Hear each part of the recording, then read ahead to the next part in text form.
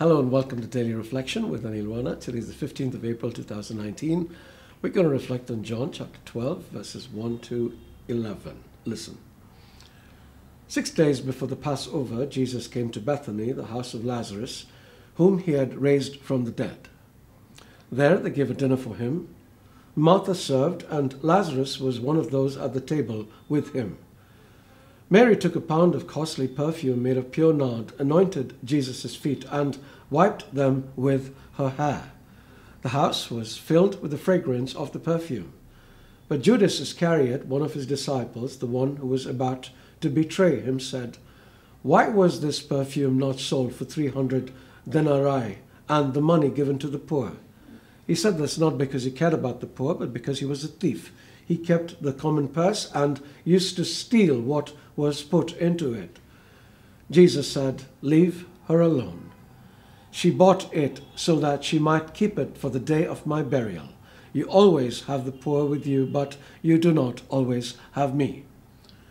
When the great crowd of the Jews learned that he was there, they came, not only because of Jesus, but also to see Lazarus, whom he had raised from the dead.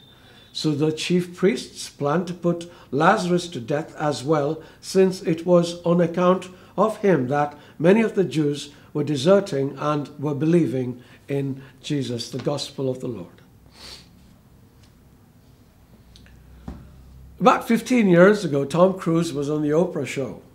And during the show, the movie star jumped on Oprah's couch like it was a trampoline, declaring his undying love for his girlfriend, Katie Holmes, before Oprah said, he's gone, the boy is gone. Just about everybody thought Tom had made a fool of himself, but I thought it was kind of cool, because love makes one do crazy things. We see that in today's passage. Jesus is in Bethany, and he visits his longtime friends Mary and Martha. Other people are present, including their brother Lazarus. Lazarus, if you remember, had died. 4 days after he was buried, Jesus brought him back to life.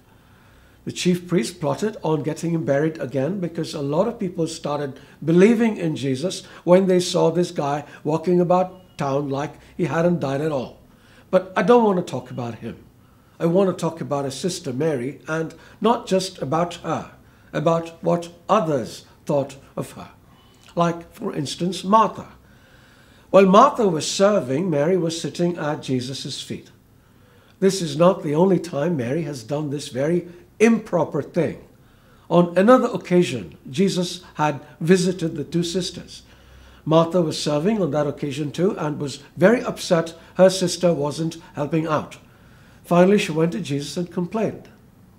And Jesus said, "Oh, Martha, Martha, you are worried and upset about many things, but only one thing is needed. Mary has chosen what is better, and it will not be taken away from her." We don't know what she thinks about Mary sitting at Jesus' feet again here, but I'm guessing is she was still very unhappy. And we don't know what she makes of Mary pouring costly perfume over Jesus' feet, but we know what somebody else thinks. Judas Iscariot is around, and he gets very upset, saying the money could have been better used for the poor. Not that he really cared.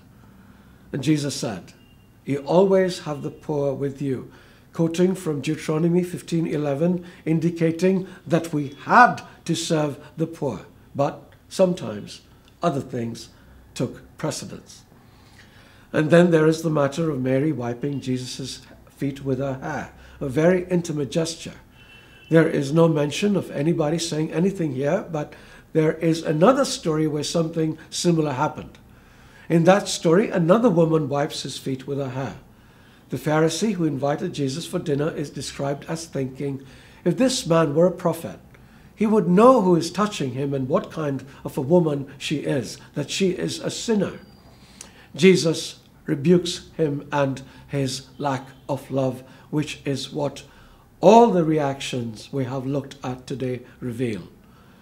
So what do you think about what Mary did? And would you do the same? Something to think about.